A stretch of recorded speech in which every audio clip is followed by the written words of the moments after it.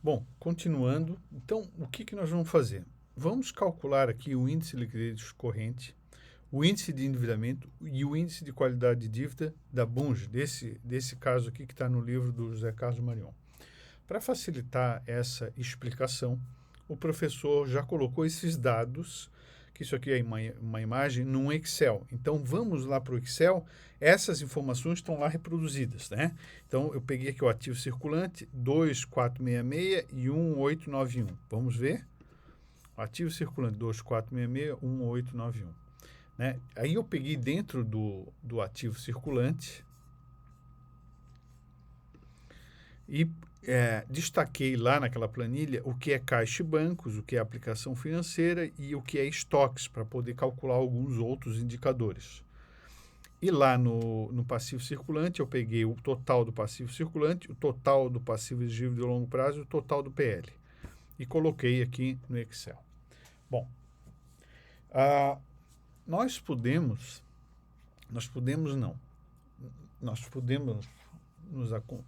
verificar lá no nosso material esses indicadores que serão aplicados agora para calcular, né? Então, o índice de endividamento geral, dívida pelo ativo total, índice de qualidade de dívida, passivo circulante pelo total da dívida. Vamos lá. Então, vamos calcular aqui desse lado, índice de endividamento geral.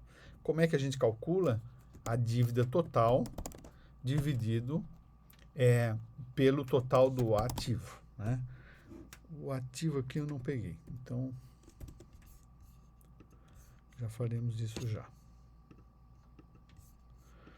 Então, a dívida total é o quê? É o passivo circulante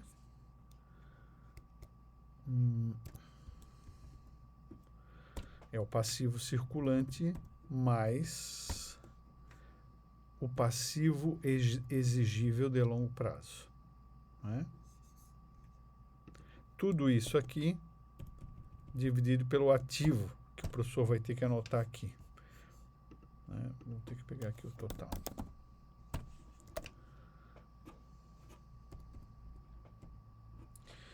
Total do patrimônio 5.193.305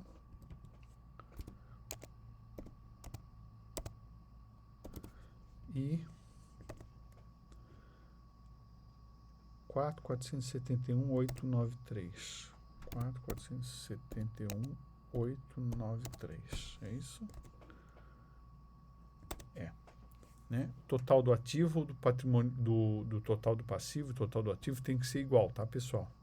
Vou negritar aqui para a gente usar essa informação.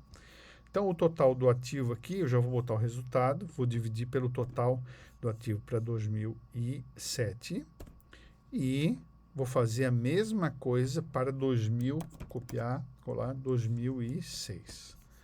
Claro que não vai funcionar, a gente vai colocar em percentual, né? Então, a gente tem uma dívida total da Bunge, que em 2006 era 49,5%, em 2007 passou a ser 56,6%. Então, houve um aumento no endividamento da empresa, tá certo? Ok. Vamos colocar só aqui para você não esquecer que essa fórmula é assim: dívida pelo ativo, tá? Agora vamos colocar aqui embaixo o índice de qualidade da dívida. Como é que a gente calcula mesmo o índice de qualidade da dívida? A gente divide o passivo circulante pelo total da dívida. Ó, tá? Então, vamos pegar aqui 2007, o passivo circulante, e divide pelo total da dívida. Vamos abrir um parênteses aqui e somar o passivo circulante com o passivo exigível de longo prazo, que também é dívida, mas é uma dívida de longo prazo. Vamos botar em percentual, uma casa depois da vírgula. E agora a gente vai replicar essa fórmula aqui, né? O que ele fez? Ele pegou, né, pegou a dívida de curto prazo e dividiu pela soma da dívida total. Então, em 2006, essa empresa Bunge, tinha quase 89% da dívida concentrada no curto prazo, o que era ruim. Em 2007, esse problema diminuiu um pouquinho. A dívida de curto prazo passou a representar 88,4%. Mas essa redução é muito pequena, pessoal. Então, o que o professor tem para falar em relação a isso, aqui a situação da Bunge nessa época é que, apesar do endividamento geral não ser tão grande, sim, não é tão grande. Uma dívida em torno de 30% a 70% pode ser considerada uma dívida perfeitamente administrável, desde que o perfil dessa dívida, do endividamento da empresa, esteja adequado, ou seja, que as dívidas sejam de longo prazo, que as dívidas tenham um custo barato, como já foi explicado. Então, a dívida total da Bunge não é o problema da Bunge, mas a Bunge tinha um problema que era a concentração de dívida de curto prazo. Veja aqui na tabelinha como isso é bem evidente, né? Você tem aqui, ó, uma dívida que é muito alta em relação ao total, né? A dívida de curto prazo que é muito representativa, né? Passivo circulante. Se nós quisermos estudar mais esse problema, nós temos que ir lá no balanço patrimonial da Bunge, né?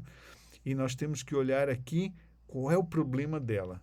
É o fornecedor do país? Acho que não. É o fornecedor do exterior? Sim.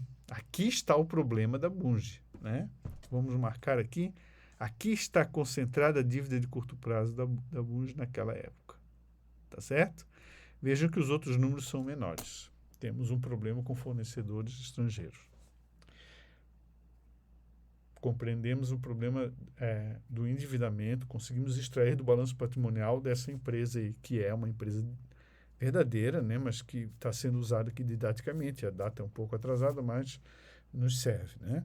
Agora vamos para outra análise, que é a análise financeira da empresa. Liquidez, tá? E para isso, pessoal, nós vamos usar os indicadores de liquidez. Aqui, neste momento, nós vamos calcular os 4 indicadores que aí estão. O índice de liquidez corrente é o mais informativo de todos, porque ele dá um bom resumo e, com base nele, a gente já consegue saber se a empresa está bem, se não está bem, como é que está. E os outros, o índice de liquidez geral, o índice de liquidez seca e o índice de liquidez imediata, para fazer alguns comentários finais sobre a situação da empresa. Vamos lá? Então, o primeiro indicador é o índice de liquidez corrente, né? O que é o índice de liquidez corrente? Passivo circulante dividido pelo... ativo circulante dividido pelo passivo circulante. Esse é o índice de liquidez corrente. Então, vamos pegar o ativo circulante aqui da empresa em 2007 e vamos dividir pelo passivo circulante da empresa em 2007. E vamos fazer a mesma coisa para 2006. E aí a gente, como o professor explicou para vocês, aqui a gente tem que usar como se fosse moeda, tá?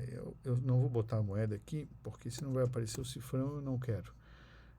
Geral, só que a gente vai delimitar em 2 casas depois da vírgula. Não, aqui, ó, tem uma... Pode ser assim. Não, vamos tirar aqui. Vamos tirar esse aqui.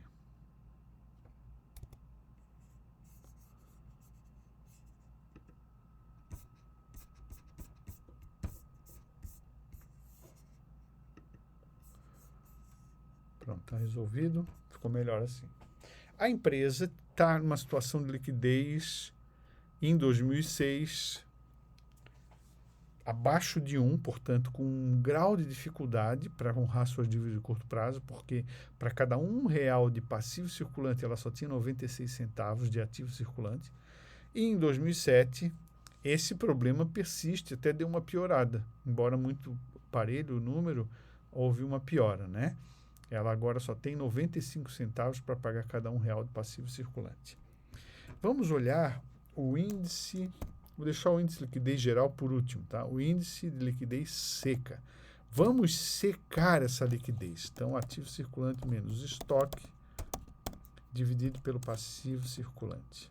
Vamos secar Bom, certamente vai dar um problema maior, né? Então, a gente pega o ativo circulante, diminui estoque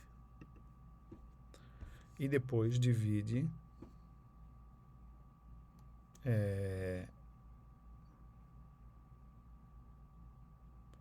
pelo passivo circulante. Divide pelo passivo circulante.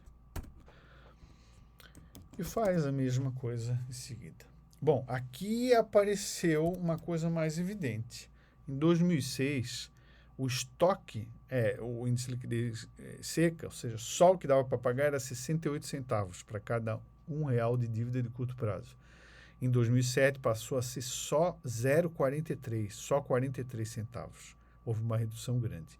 Isso significa que, do total do ativo circulante, o estoque aumentou muito.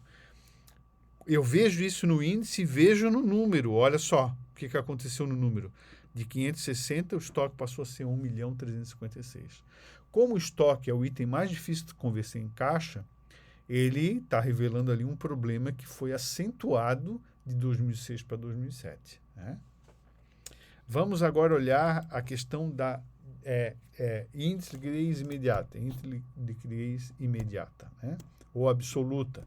Então, a gente pega só o disponibilidades e divide pelo passivo circulante. Bom, aqui, pessoal, eu tenho uma questão. No balanço da Bunge, não deu para saber se essas aplicações financeiras são ou não de liquidez imediata. O professor vai presumir que são, certo?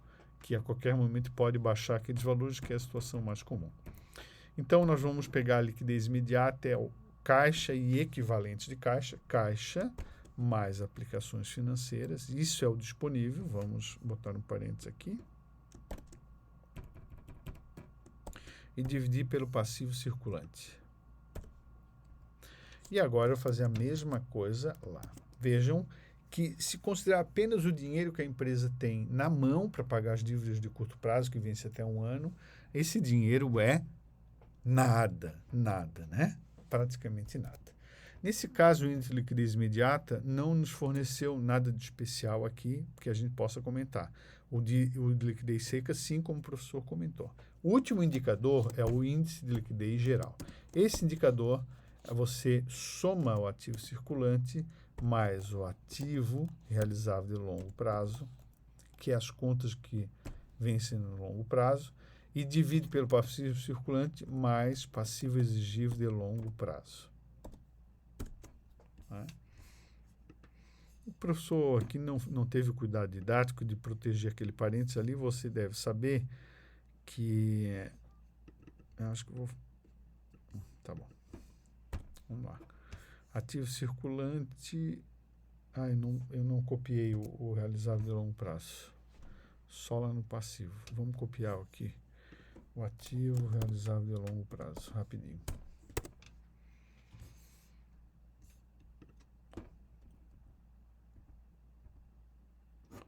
Ativo realizável de longo prazo. 1.686.078.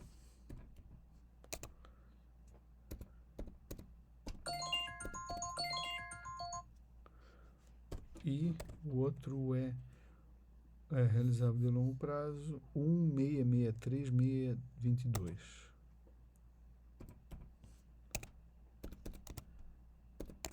Pronto. E vamos calcular aqui o ativo circulante mais ativo realizável de longo prazo e vamos dividir pelo passivo circulante mais passivo exigível de longo prazo.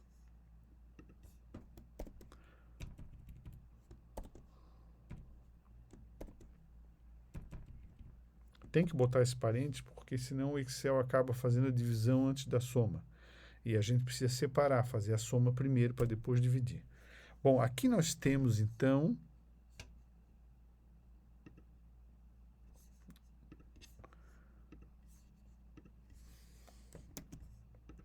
uma situação melhor, revelando melhor, né?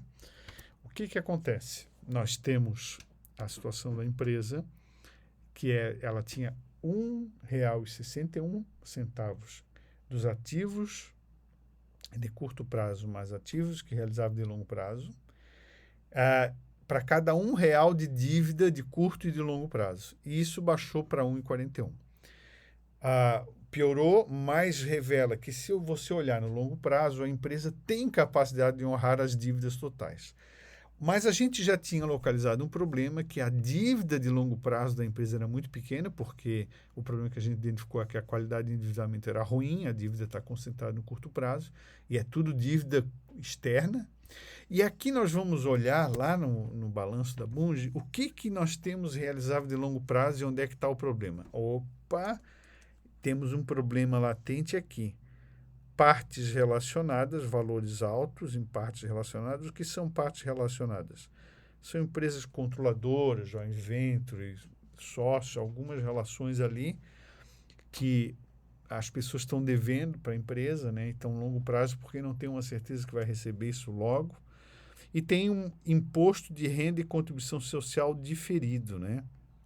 A empresa, com o tempo, ela vai conseguir resgatar esse dinheiro, esse recurso aí com o governo, né?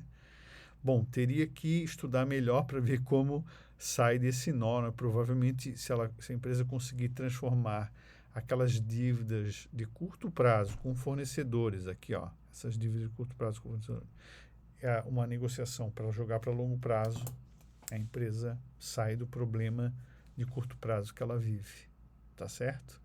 Bom, falamos bastante sobre indicadores de endividamento e indicadores de liquidez. Para o seu primeiro contato, provavelmente você deve estar achando muita informação. Mas saiba que esse assunto que o professor trouxe para você, que falou sobre dívida geral, qualidade da dívida e análise de liquidez, é um assunto que vai acompanhar você no curso. Você vê aqui em contabilidade a primeira abordagem, e lá em planejamento e controle financeiro você vai ver com profundidade esses temas e outros aspectos ainda que você vai aprender a analisar. Ok? Então, até o próximo vídeo.